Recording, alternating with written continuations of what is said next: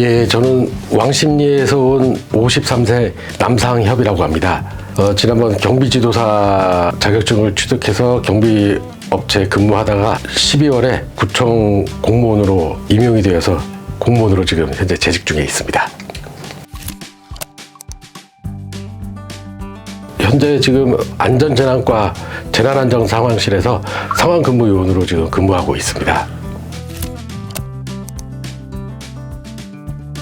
이번에 취득한 위험물 산업기사까지 해서 총 17가지 국가자격증을 가지고 있습니다. 위험물 기능사, 가스 기능사, 위험물 산업기사, 경비지도사, 보세사, 국제무역사 1급, 무역영어 1급, 그리고 검수사, 물류관리사 하고 그 외에 관련된 자격증 더 있습니다. 예.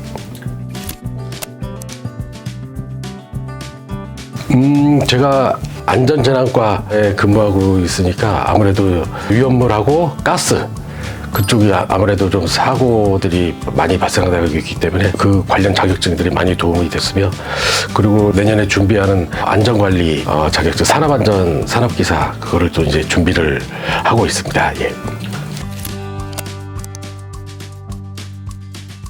예, 필기는 처음에 이제 나합격에 있는 그 이론 강의, 위험물 산업기사 같은 경우는 1강부터 이제 10강까지 그 이론 강의가 있는데, 이론 강의를 한번 1회독 한 다음에 기출문제, 2016년부터 2023년까지 2회독 정도 기출문제를 풀었고, 그리고 틀린 문제 같은 경우는 이제 오답 노트를 정리해서 따로 틀린 문제를 이제 만들어서 계속 되풀이하면서 그렇게 해서 이제 필기 준비를 했었습니다.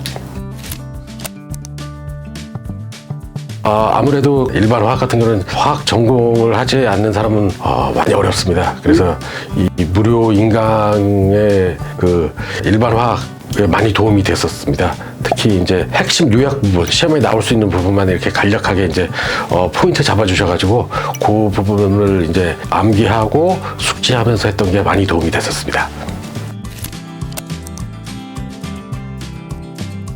예, 맞습니다.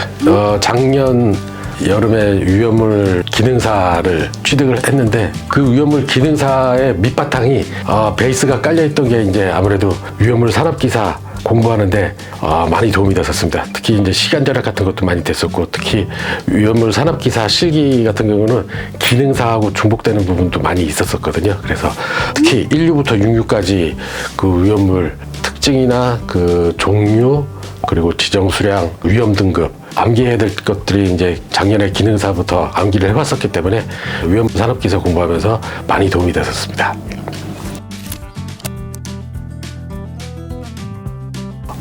제가 올해 가스 기능사를 취득을 했는데, 가스보다도 위험물 산업기사가 계산 문제가 그렇게 어렵지가 않습니다. 많이 나오지도 않고요. 특히 가스는 계산 문제가 상당히 난이도가 있고, 위험물보다 암기 분량이나 공부할 수 있는 범위가 또 넓었는데, 그런 부분에서 위험물 산업기사는 좀 아무래도 범위나 이런 계산 문제가 좀 적었던 게 취득하는 데 많은 도움이 됐었습니다. 예. 계산 문제 빼고 어려웠던 부분은 이제 그 신유형 문제라고 그럴까요? 접해보지 못한 문제들이 이번 실기시험에도 나왔는데, 그 부분 같은 경우는 이제 어떻게 보면 이제 틀리라고 내는 문제라고 생각 들더라고요. 예, 이제 그래서 기출 문제에 안 나와 있던 것들은 과감하게 배제시키고, 어차피 60점만 넘으면 합격하는 시험이기 때문에 어렵게 내는 문제들은 이제 제끼고 쉬운 문제들부터, 그리고 기출 문제 어떤 문제부터 이제 풀고 그렇게 정리를 했었습니다. 예, 필기에서 반드시 암기해야 될 거는 당연히 1류부터 6류까지 위험물 특성, 성질, 그리고 지정 수량, 위험 등급 그런 것들은 반드시 암기를 해야 되고요. 그거는 이제 당연히 우리 합격 족보에 보면은 그 암기 팁하고 합격 족보에 다 실려 있습니다. 그거는 다 반드시 시험장에 들어가실 때까지 그 합격 족보 들고 꼭 가셔서 마지막까지 한 번 더 검토를 한번 해보시면은 필기 같은 경우는 진짜 고득점 충분히 맞으실 수 있습니다. 예. 나합격 그 기출 문제 2016년부터 23년 8개년만 풀면은 충분히 되기 때문에 그 예전 것도 푸실 것도 없고 뭐 가장 최근 것 하실 것도 없이 제가 과거 사례로 제가 봤을 때도 위험물 기능사나 가스 기능사도 공부하면서도 느낀 건데 필기 같은 경우는 기출 문제가 거의 50에서 한 60% 정도 나오기 때문에 그거만 이제 계속 반복 숙달 암기하시면 되시고 CBT 시험이기 때문에 나와 있는 문제들만 계속 또 문제 의는 식으로 돌리기 때문에 8개년 정도 푸시면은 충분히 합격하시는 데는 지장이 없습니다.